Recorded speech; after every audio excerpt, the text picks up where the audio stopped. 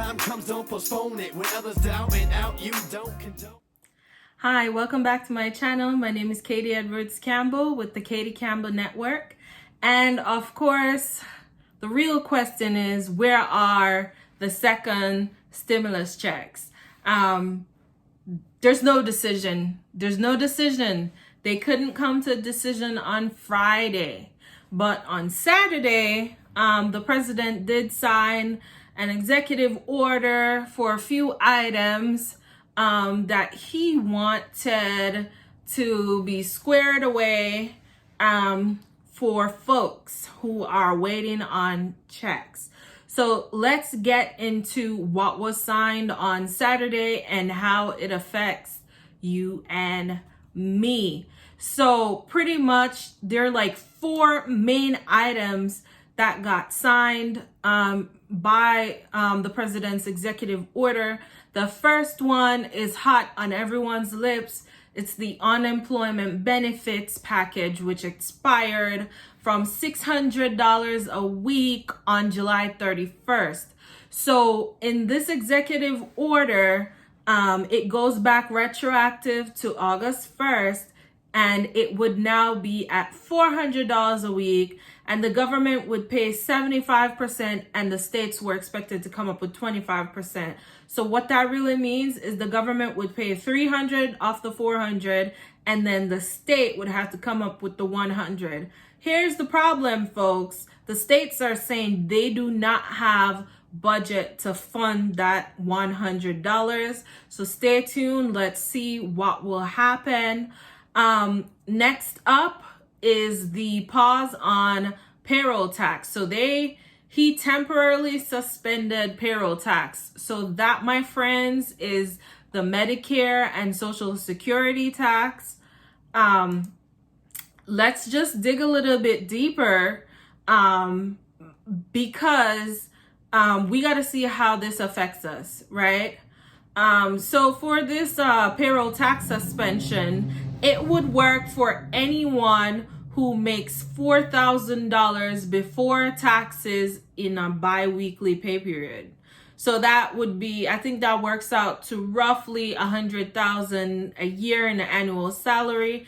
And they're saying just divide your annual salary by 26 payments to see if your number is below 4,000.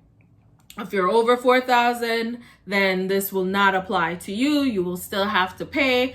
The suspension will go up until December 31st, 2020. So you wouldn't be paying any payroll taxes effective September 1st. Here's the problem with this situation. There are a whole lot of folks who are not working, so they don't have a paycheck where they would get that float back from the payroll taxes. Second, what is going to happen to folks who receive Social Security checks? Does it affect their funding? And also, for people who are close to retirement, will they be able to participate in getting Social Security checks if there's a suspension to this degree? So we won't know right now what some of those repercussions are until a few months later or a couple of years later. So that was real interesting that it's been suspended until December 31st, 2020. So the third item that was a part of the executive order is federal student loans. I was very interested in this one because I have federal loans.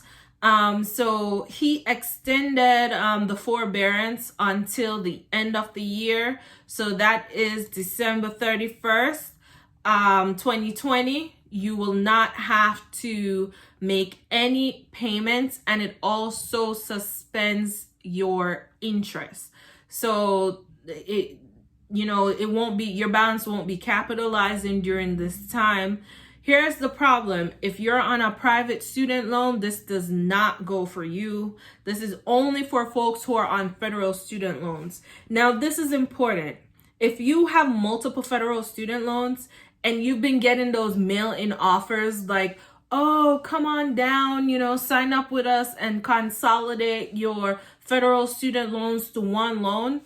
If you're not doing that through the Department of Education and you're using a private lender to consolidate your student loans, you lose all these benefits. You cannot use forbearance the way how it's structured on the federal student loan program. So bear in mind that it may seem like a lucrative idea to consolidate with the private lender, but this is how you lose all this structure. So pay attention, don't get caught, okay? And then the final thing that was a part of the executive order was he wants an extension to the current eviction ban. Now, it wasn't very specific. There were no like real dates provided. It was just kind of funnily worded where it was like, hey, you know, if your eviction ban has expired, can you look into it to see if you have funds where you can keep people from being evicted, where you can, you know, like fund some of these rent places where you could just, you know, cut them some funds and not evict people. But there's no like real explanation or defined term like, oh, you know, the moratorium has been extended until X time. So we'll have to see how that will work.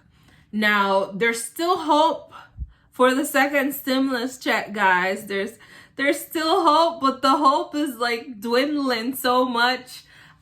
This week, they could very well vote and decide on something. So we're still watching. We are still watching. We are still here. We are still waiting to see if this will get better, because we definitely understand that if someone is unemployed, they're not going to benefit from the payroll tax suspension. You know, the federal student loans only apply to people with student loans, and the eviction ban only apply to people who are in a rental situation, and if the language speaks to their state or county or government, wherever they are. For the unemployment funds of $400 a week, once again, that is also looking just a tad bit shaky because it's a 75-25% split, and the 300 should come from the government and the 100 from the state is where I have a question mark, because there are a lot of states that probably will be filing for bankruptcy because they do not have funding. So how will they fund this $100? There are a lot of people who are unemployed.